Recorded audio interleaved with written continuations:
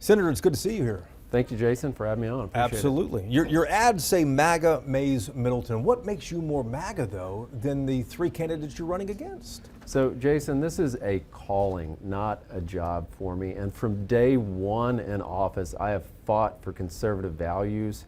In the House, I was always ranked as the top 1 or 2 most conservative members. Then I was chairman of the Freedom Caucus, and now in the Senate, always ranked as the top 1 or 2 most conservative members. And look, President Trump said I was a MAGA champion when I ran for Texas Senate. He also said my conservative record was second to none. And compare that to Chip Roy. You know, while I was fighting for the America First agenda, he was on the floor of the U.S. House saying that Trump had committed impeachable conduct, saying that he stood with Liz Cheney against the president. Not only that, wanted Liz Cheney to run the House Republican Conference. And just recently, after January 6th. Yes, this is after January 6th. And not only that, his most recent antic, you know, I fought to ban child transgender surgeries. This is gender mutilation. This is an evil practice. And there was a great bill in Congress to ban that practice on the federal level. He offered an amendment, tried to offer an amendment to make it not a ban and allow that practice to continue, which would have given a huge victory to Gavin Newsom. And frankly, a huge victory to the transgender lobby. And one of our leading Christian conservative activists in Washington, D.C., Terry Schilling, said there's no greater ally to the transgender lobby in Washington than Chip Roy. But policy-wise, how are you different from Aaron Wrights or your fellow Senator Joan Huffman, who Republican voters are also going to see on the ballot next to your name? So this is a show me, don't tell me business, right?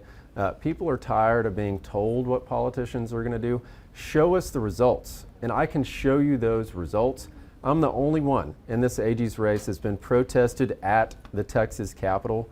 They had these big ugly green signs with my face on it, X's through my eyes, and they call me the bathroom bigot. Why? Because I don't want men in my little girl's restroom or locker room or shower. And this is common sense. And you know, I fought the woke left's radical gender ideology and won.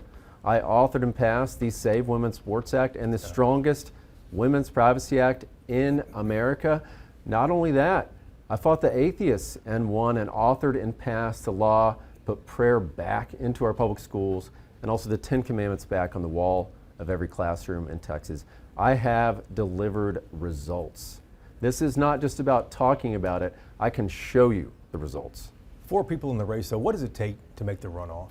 It is a big state, and I am traveling every single corner, Brownsville to Texarkana, Amarillo to Beaumont, everywhere in between, Wichita Falls, the Coastal Bend, you name it, far west Texas, El Paso.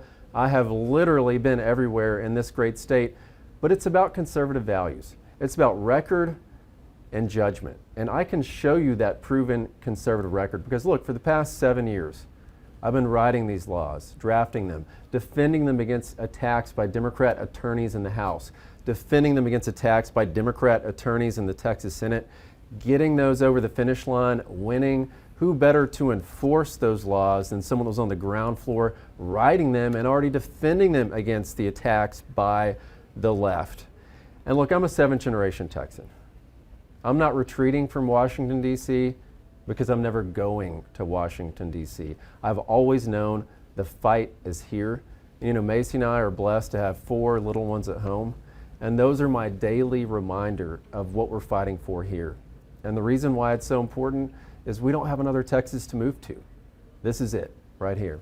You list a number of priorities if elected on your website, but on day 1, if you win this position, what are the top 2 things that you would want to accomplish? One of the first things that I want to do is use every resource and tool available in the AG's office to back up President Trump in his border security and deportation agenda. And there's a very powerful tool in the AG's office. It's called the ban on sanctuary cities. And what that will allow me to do is sue those that are in the way of that border security agenda for 3 things: civil penalties, criminal penalties, and removal from office. That's the most powerful tool. Not only that, I want to start an anti-corruption division to go after cartels, organized crime, waste, fraud, and abuse. We're seeing a lot about that in the news right now. But cutting it out of the budget is not enough. We have to go after those that have committed the waste and the fraud and the abuse. And also, we don't know what came over the border in the last 4 years. When Joe Biden had an open border and he was putting our citizens second at the expense of illegal immigrants, but it's up to us to clean that up, to keep our families safe, because my goal is really simple here. I want to make sure that Texas is the safest state in America to live and raise a family. So what's your idea? Would you go after local DAs or county judges if they decide they don't want to cooperate with the federal government? All of the above. Look, our laws, our Constitution, those are not suggestions. And anyone that treats it that way is violating their oath of office, because you're supposed to put your hand on the Bible to protect and defend all of our laws, all of the Constitution, not just some of it.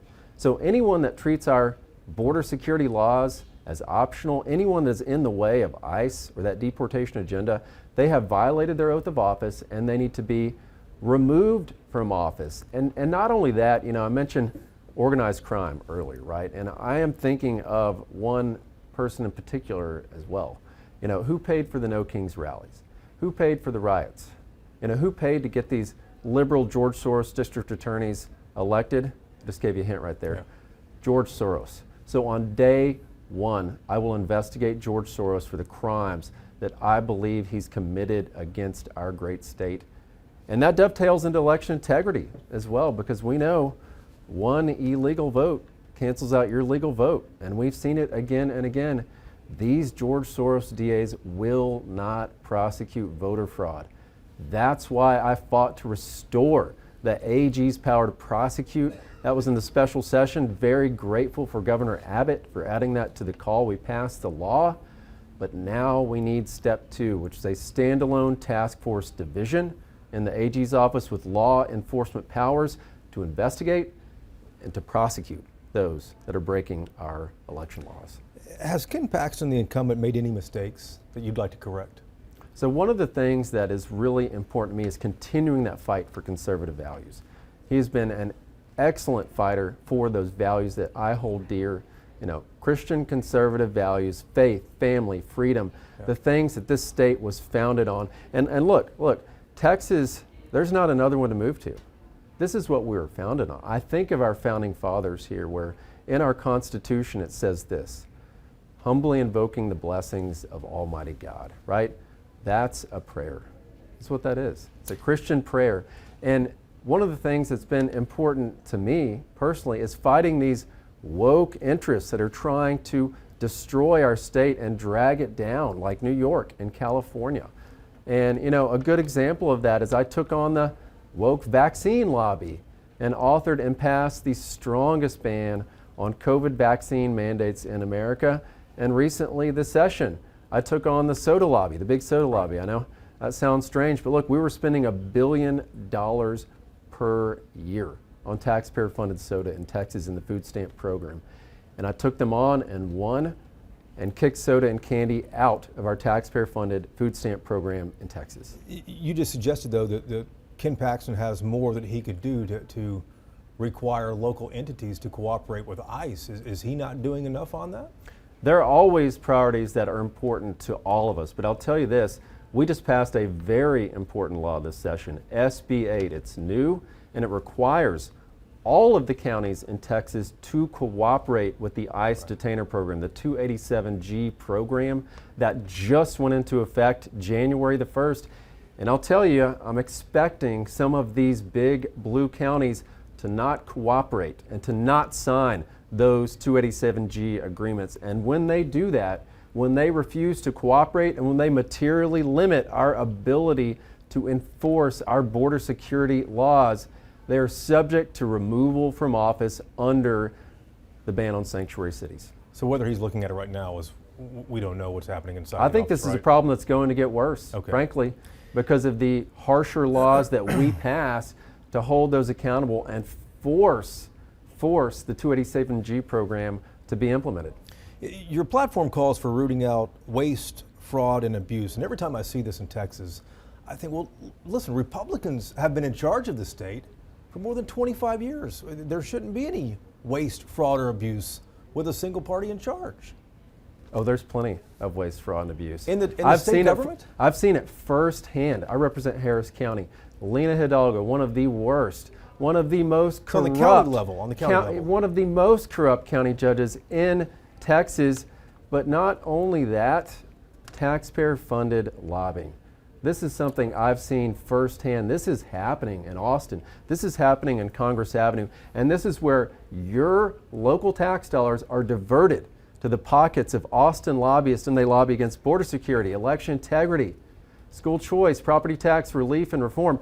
This is the USAID of Texas. So the list goes on. I'm not just talking about what I've seen with Judge Hidalgo. I'm talking about other waste, fraud, and abuse as well. It's also why open records are very important to me, because I've heard this as well. Taxpayer-funded lobbyists are literally lobbying to hide these documents that belong to taxpayers that you are owed access to. How are you going to discover the waste and the fraud and the abuse if you can't even get a hold of the records that show the waste and the fraud and the abuse? Republicans, though, have tried to stop taxpayer-funded lobbying a number of times, but have never had the votes. It is the toughest fight in Austin, because I am taking on the swamp. That bill actually drains the swamp, and it ends what is the USAID of Texas. It is the deep state. That's what taxpayer-funded lobbying is. But I mean, you're talking about on the county level for counties and school districts or cities that might be using paid lobbyists, right? You're not talking about state level. This is political subdivisions of the state using your local tax dollars to go to Austin to stop conservative legislation that we were elected to pass. Because that's what this is about. It's about putting conservative values into action and into law. You also say that you will enforce the Open Records Act to make government more transparent, but government entities, as you probably know, across the state routinely deny or delay open records. What needs to be done to stop this from happening? This is a huge frustration that I've heard from grassroots across the state. And look, these records are owed to you. We had a terrible situation in Kemah, right, where they were denying open records, they were concealing them. And look, what they're doing is they're concealing the records that you paid to create. These belong to taxpayers, right? And that's the cornerstone of open government. Without transparency, we don't have anything. You can't even figure out how your tax dollars were spent without that. So this is one of my top priorities, and for years I've noticed this. Taxpayer-funded lobbyists and their law firms that are their preferred vendors, by the way, are training local government on how to avoid those disclosures and avoid turning over the records that frankly belong to you. And this is fundamental to our constitutional republic. We need to make sure that the presumption is always in the favor of taxpayers and of voters and citizens in having access to these documents, because they deserve it and they're owed that. Before we let you go here, Senator, if you had to sum it up and say how you're different from the other three Republicans that'll be sharing your area on the ballot, what would you tell those primary voters and how you're different and why they should vote for you rather than someone else? So there's a reason why I'm the only one that's been protested at the Capitol. There's a reason why they've threatened my life and my family's life as well. It's because I'm already beating the left. I'm already defeating the left. They know who their true enemy is in this race. And because of that proven conservative record, that's why I've been endorsed by the leading grassroots groups you've got to have to win a statewide primary, like Texas Values, Texas Homeschool Coalition, Texas Eagle Forum, Moms for America, Texas Family Project, True Texas Project. Riley Gaines has endorsed me in this race. David Barton has endorsed me in this race. Over 51 Trump-endorsed legislators have endorsed me in this race. And a majority of our state Republican Executive Committee, which is the governing body of our Republican Party of Texas, is because they want those proven conservative results. And I have been alongside them fighting for these conservative values in the trenches and delivering results for Texas. And that's exactly what I will continue to do as Attorney General. And this is a leadership role. It's 4,000 employees in the AG's office. It's nearly 750 lawyers at full staff, and you have to have someone that signed the front of a paycheck, that knows where the buck stops, and hires the best talent to deliver those results for our great state, and that is me. Is there a specific culture or practice currently happening in the AG's office you'd like to end? So one of the things that's a huge priority of mine is making sure, like through open records and the other things that we just talked about, we're responsive to the grassroots, right? Because I'm a grassroots guy. I always have been. That's actually how I got elected. I beat a liberal incumbent that was not living up to his conservative promises, knocked on 6,000 doors to get elected to the Texas House. But as AG, you're not just the chief enforcer of our laws. You're not just the chief protector and defender of our laws and Constitution. You set the conservative agenda for this entire state, and you are the tip of the spear. And that's exactly what I will be, because I think of the sacrifices that were made by our founding fathers here. I think of something in particular as well, a letter William B. Travis wrote at the Alamo. It was the victory or death letter. That's the persistence and the grit that our great state is founded on. And look, I can't be bought or rented either. I'll point this out as well. I give away the salary, right? I don't take the pension. I don't take the health care. I don't take the state license plate. I don't take the lobbyist NFL tickets. I don't take the lobbyist ski trips. Like our president, I'm only here to serve and fight for the conservative values that we believe in. Senator, thank you for the time. Thank you. Appreciate you, Jason.